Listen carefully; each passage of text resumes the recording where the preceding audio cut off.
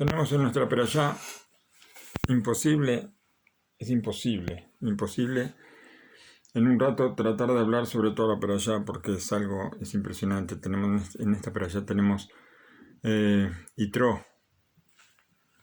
Yitro viene al desierto, va al desierto, sale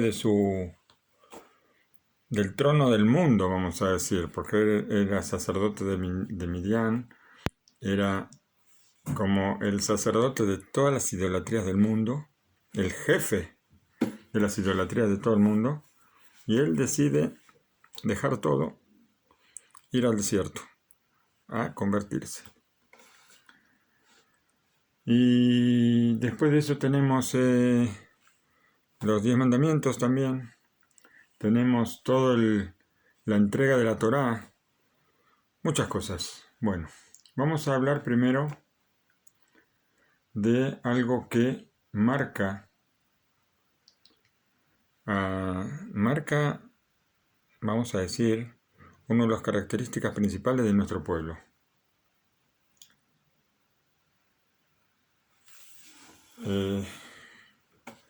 Un fundamento muy grande, súper importante, que cambió todo el mundo en general y cambió también el mundo de los hijos de Abraham, Isaac y Jacob en particular. Hoy es sabido, no hay ninguna duda, y todos estudiamos todas las leyes, todo lo que está escrito en la Torá, la esencia de las leyes, pero cuando se reveló este secreto a los ángeles, servidores de Hashem, en ese momento le preguntaron a Hashem, ¿quién reveló este secreto a mis hijos? Después de que el pueblo de Israel sale de Egipto, después de que ellos andan por el desierto de Sinai, de repente ellos dijeron Naseh Benishma, dijeron vamos a hacer y vamos a escuchar. Esto fue algo como, vamos a decir, una sorpresa para Hashem. Que Hashem le preguntó a los ángeles, ¿quién reveló el secreto de Naseh Benishma? Esto es algo que es todos los pueblos del mundo, cuando Hashem le fue a preguntar si querían recibir la Torá, todos le preguntaron a Hashem qué está escrito. El pueblo de Israel no preguntó. El pueblo de Israel dijo, vamos a hacer y vamos a escuchar. Entonces Hashem dice, alguien les reveló el secreto. Este es un pueblo de esclavos. Eran tan idólatras como todos los idólatras. ¿Y cómo de ahora así de repente van a decir una cosa así? Por eso hace falta estudiar un poquito sobre este tema. En especial, poner atención a la pregunta. ¿La pregunta cuál es? ¿Qué significa Naseh Benishma para nosotros hoy en día? ¿Qué significa para nosotros decir vamos a hacer y después vamos a escuchar? Porque nosotros preguntamos demasiado. Preguntamos demasiado antes de cualquier cosa. ¿Por qué? Porque tengo que hacer esto. No hacemos, primero preguntamos. Primero decimos ¿por qué? ¿Por qué en forma de decir yo no quiero hacer esto? Estudiamos en el Midrash, el Tana de Belial.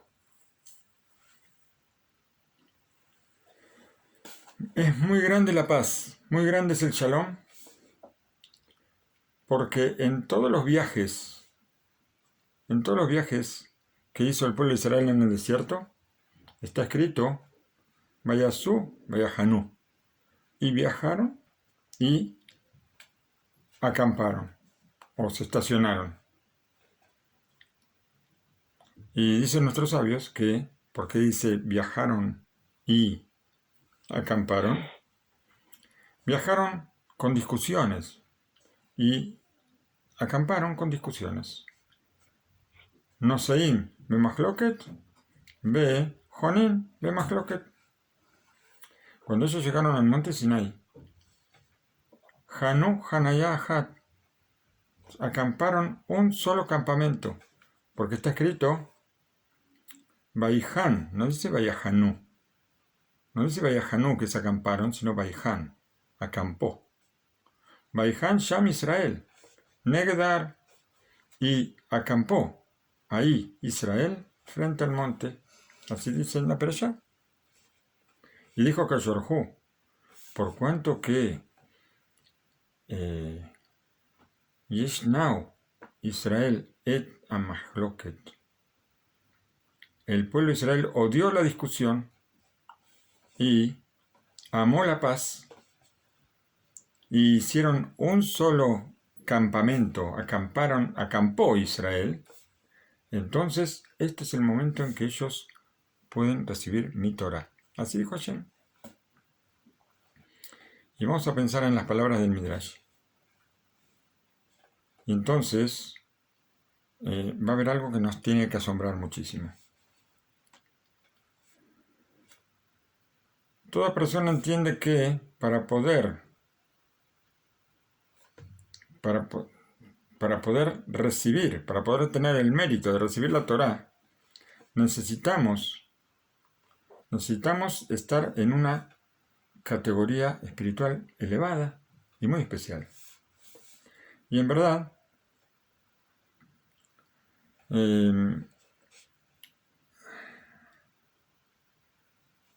Hashem dice, este es el momento en que ustedes van a recibir mi Torah. Muestra que Akadosh Baruj Hu esperó al momento propicio, donde puede entregar la Torah al pueblo de Israel, donde ellos son dignos de recibir la Torah. Entonces, ¿cuál es la pregunta? ¿Acaso odiar la discusión y amar la paz es una categoría tan alta hasta que, para poder decir que Israel es digno ahora de recibir la Torah? Aquí hay que entender una cosa. ¿Cuál es esta cosa tan especial que encierra la paz? O sea, la paz encierra evidentemente algo, hay algo que está oculto dentro de lo que es el Shalom. Y el hecho de que ellos estacionen sin discutir. Entonces, hay algo que descubrir dentro de todo esto.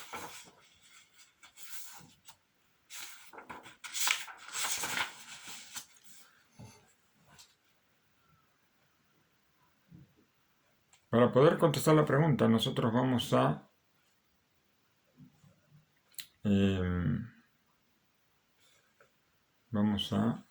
Shelo Raketzem a Shalom u Adabar Agadol Shelo Ela Omek.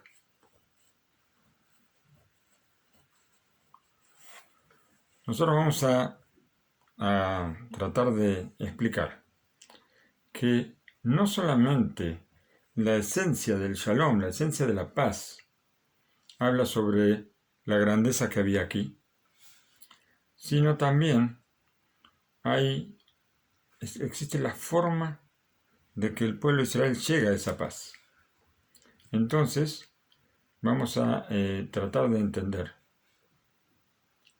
cuál es esta cosa tan especial que tiene la unión y cómo llegaron los hijos de Israel a esta unión. Para esto, vamos a estudiar lo que dicen nuestros sabios sobre esta forma de acampar. Vayahan Sham Israel, y acampó ahí Israel frente al monte. Este versículo comienza en singular, acampó, a pesar de que estamos hablando de todo el pueblo de Israel. de acá estudió Rashi que todas las veces que se estacionaron fueron diferentes y que ahora ellos estacionaron Keish Echad, Belev Echad. Estacionaron como un solo hombre, como un solo corazón. Esto se compara, una cosa parecida encontramos en la Perashat Beshalach. ¿Y con quién encontramos esto? Es increíble. Encontramos un versículo que dice Veine Mitzrayim Nosea Aharem.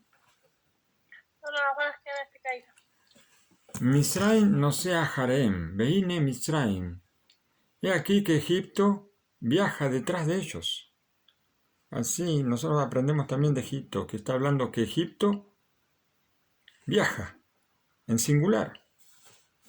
Y dijo Rashi, Belev Echad Keish Echad, que los egipcios viajaron un solo corazón como un solo hombre. Y si pensamos, vamos a ver que hay una diferencia muy leve en las palabras de Rashi sobre los dos versículos. En uno dijo, con el pueblo de Israel frente al monte Sinai, dijo que Ish Echad Belev Echad, como un solo hombre, un solo corazón. Y cuando Egipto persigue a Israel, dice Belev Echad que Ish Echad, un solo corazón como un hombre. Una diferencia aparentemente muy pequeña, solamente en el orden. Y vamos a tratar de entender cuál es la diferencia. Porque no puede ser que los egipcios sean iguales. La diferencia esta, que es muy leve, como dijimos, la explicó el Avnei Nezer. Y encontró que la diferencia, la esencia de todo esto, la diferencia es muy grande. ¿Qué es lo que provoca que los egipcios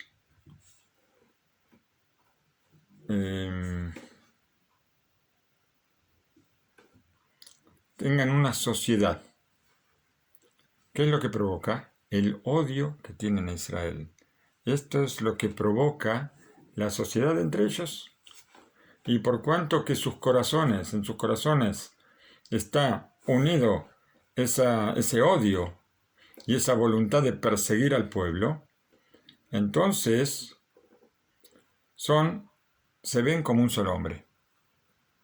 Es un corazón que está unido, todos los corazones son un solo corazón que está unido por ese odio y se ven como un solo hombre. Esto es como dice el Pirkei Avot, un amor que depende de alguna cosa. Que cuando se anula esa cosa, también desaparece el amor. Ellos tienen un odio, quieren perseguir al pueblo de Israel, quieren matarlos a todos, y eso los une. Si desaparece el odio, si desaparece alguno de los dos, también desaparece el amor. Acá no hay una unión verdadera enraizada en las personas.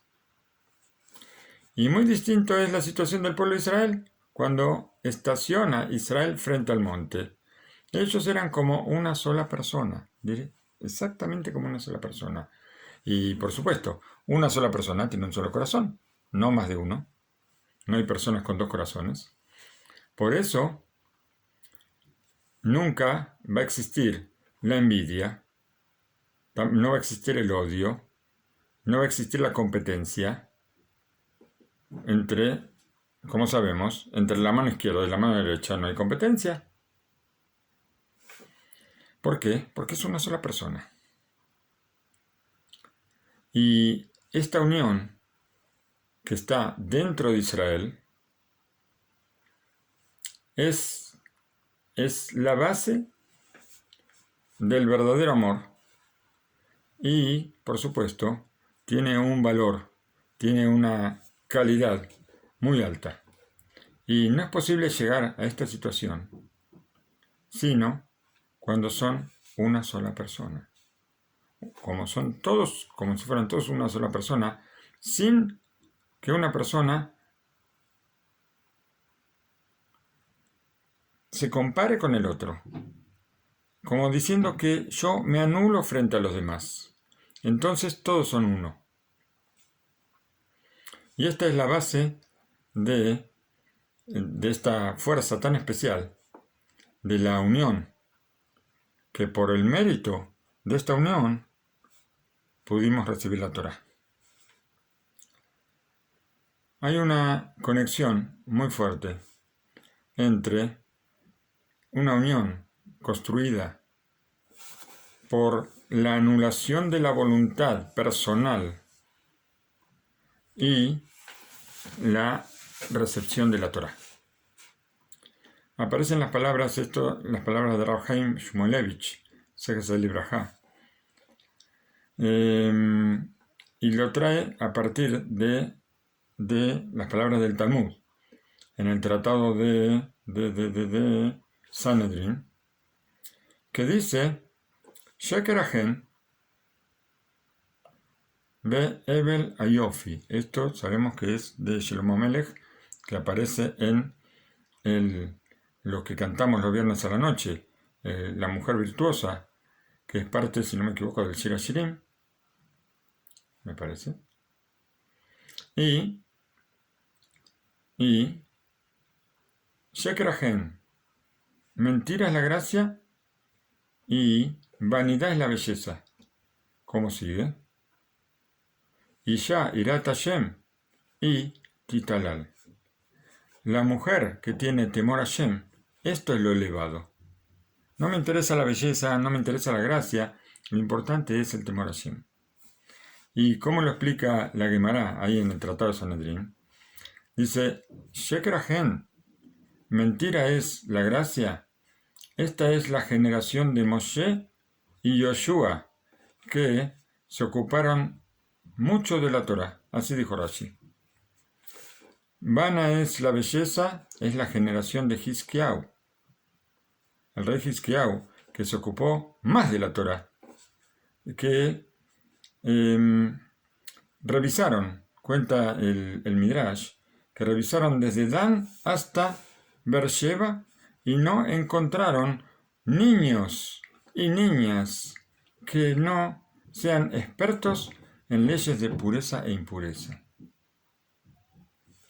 ¿Una mujer temerosa de Hashem es lo más elevado? Esta es la generación de Rabbi Yehuda bar Rabbi Ilai, en los que había 6 alumnos, 6 estudiosos que se cubrían con un solo talit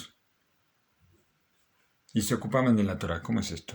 Talit se refiere a una túnica. 6 alumnos se cubrían con la misma túnica porque había una pobreza tan grande que ni siquiera 6 personas podían tener cada una prenda para cubrirse. Y entre 6 personas compartían la misma prenda. Y ellos se cubrían 6 con una sola prenda y estudiaban Torah. Una persona me dijo: ¿cómo puede ser? ¿Cómo entran 6 personas? Yo agarro vamos a decir, un abrigo, un mail, un sobre todo, un abrigo grande, y más, con suerte podemos entrar 2. ¿Cómo entraban 6 en un solo abrigo? Explicó Rashi que eran muy pobres y simplemente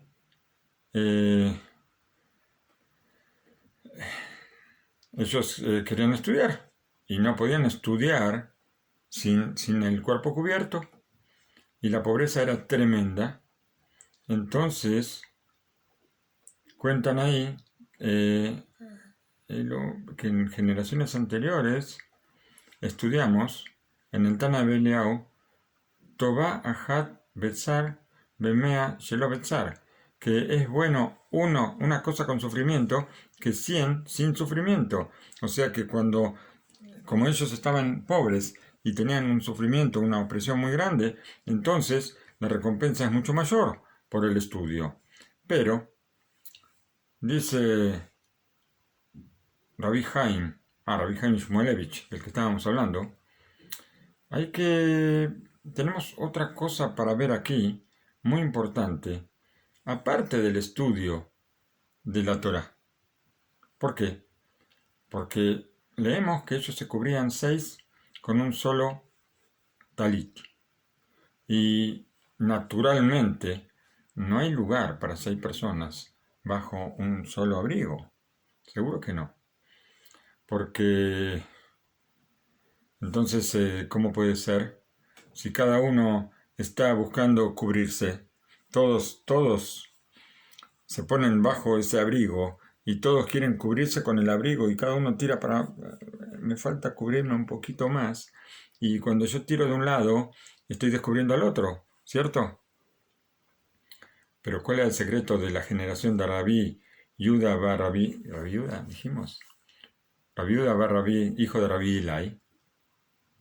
Ellos sí consiguieron hacer esto, cubrirse 6 con un solo abrigo. ¿Por qué? Porque con seguridad cada uno de ellos estaba pensando en su compañero y se preocupaba por cubrir a su compañero. Cuando cada uno se preocupa por cubrir al otro, ahí pueden entrar 6 bajo un solo mismo, bajo un abrigo solo.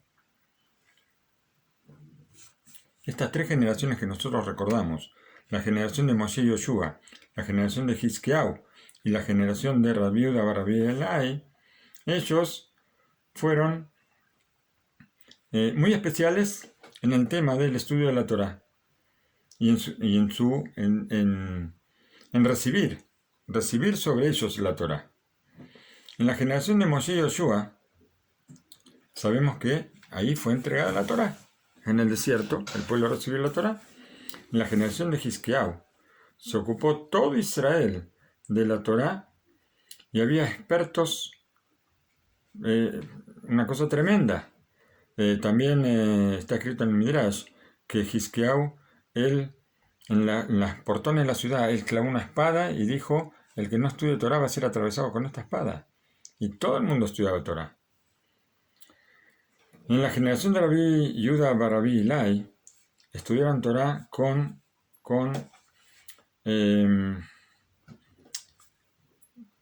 buenas cualidades. Para que 6 estuvieran cubiertos con un solo talit, eran muy buenas cualidades.